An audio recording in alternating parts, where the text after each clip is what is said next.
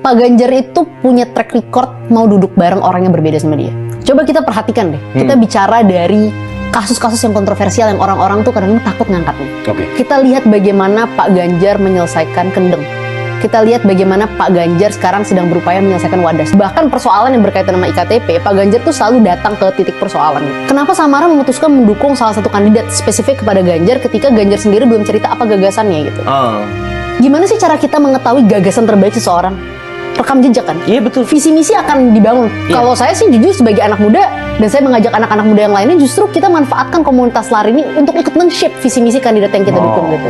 Tapi kalau aku ya, jadi kan ada orang-orang yang pilih Pak Ganjar karena tidak mau pilih dua orang lain. Kalau saya pilih Pak Ganjar karena saya percaya dengan Pak Ganjar. Makanya buat aku tuh nggak penting untuk misalnya menjelekkan Pak Anies atau Pak Prabowo karena saya yakin dengan kandidat yang saya pilih gitu loh.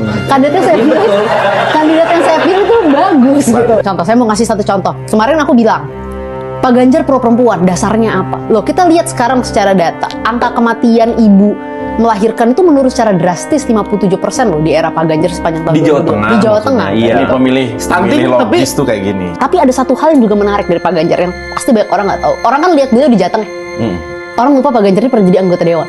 Yang satu hal yang orang banyak nggak tahu, sekarang ini kita kan membanggakan tentang afirmasi 30%. Baik afirmasi 30% keterwakilan di DPR, tapi juga kepengurusan perempuan di partai politik. Ketua Pansus yang waktu itu menggolkan 30% afirmasi di dalam partai politik, itu namanya Ganjar Pranowo. Oh, dia yang memperjuangkannya itu ya. Dia yang menerima aktivis-aktivis perempuan itu, dia ikut memperjuangkan di situ gitu. Jadi kalau dibilang Pak Ganjar ini nggak punya gagasan, loh, gagasan terbaik yang bisa kita lihat adalah rekam jejak. Karena gagasan terbaik adalah rekam jejak gitu. Sekarang kita lihat rekam jejak siapa yang paling jelas. Betul. Jadi intinya poin yang luar biasa. Dia mendukung Pak Ganjar karena Pak Ganjar yang terbaik, bukan karena yang lain itu jelek.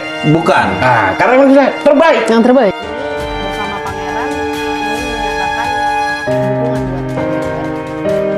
Karena kami percaya bahwa Pak Ganjar adalah sosok mendengarkan kritik, mau mendengarkan saran, dan yang paling penting, beliau punya keberanian untuk mengambil keputusan yang tidak populer untuk kepentingan Indonesia agar bisa berlari lepas landas.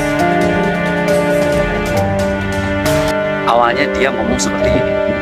Pak Ganjar itu punya track record mau duduk bareng orang yang berbeda sama dia. Kenapa Samara memutuskan mendukung salah satu kandidat spesifik kepada Ganjar ketika Ganjar sendiri belum cerita apa gagasannya gitu? Kalau saya pilih Pak Ganjar karena saya percaya dengan Pak Ganjar. Kemudian dia ngomong seperti ini. Ganjar Pranowo. Pak Ganjar orang bagus, orang baik. Oke. Masih mendukungkah?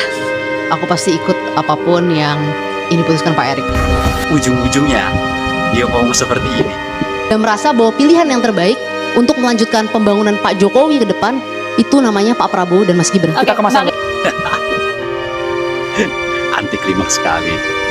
Setiap istihad politik yang dibuat oleh teman-teman itu pasti didasarkan atas pertimbangan yang matang.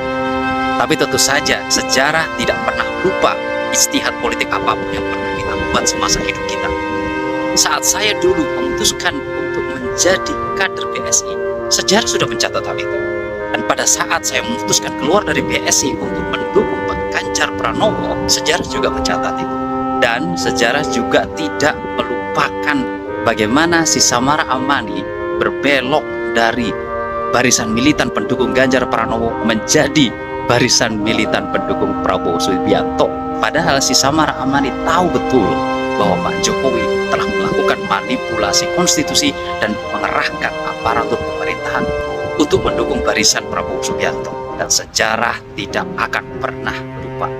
Ganjarian, Spartan, selamatkan demokrasi. Ganjar Mahfud menang.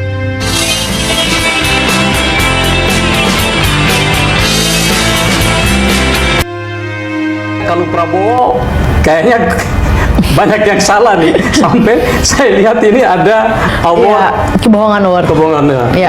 Ini memang Prabowo ini tukang bohong ya. Kami di PSI ya kita bikin semacam political trolling lah istilahnya.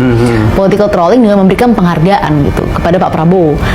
Kebohongan itu kalau kita biarkan dan tidak kita klarifikasi, dan tidak ada yang mencoba untuk melawan itu, maka kebohongan selama-lama akan dianggap sebagai kebenaran. Saya nggak mungkin bersama Pak Prabowo karena saya tidak mungkin berada di barisan di mana ada seseorang yang punya sejarah kelam terhadap penculikan aktivis bangsa ini, di mana saya nggak mau, dan itu sampai sekarang Pak Prabowo tidak pernah berhasil mengklarifikasinya di hadapan Komnas HAM. Sejak awal sudah menyampaikan 3 statement Mbak Samara, tapi Mbak Samara tidak mengklarifikasi. Artinya benar bahwa Mbak Samara pernah mengatakan Gibran nyolot, yang kedua politik dinasti, yang ketiga Pak Prabowo terlibat dalam. Artinya kami melihat bahwa sebegitu labilnya, mudahnya berubah. Kemarin 23 Juni menyebut calonnya Pak Ganjar karena pro perempuan. Hari ini juga berpindah lagi ke Pak Prabowo.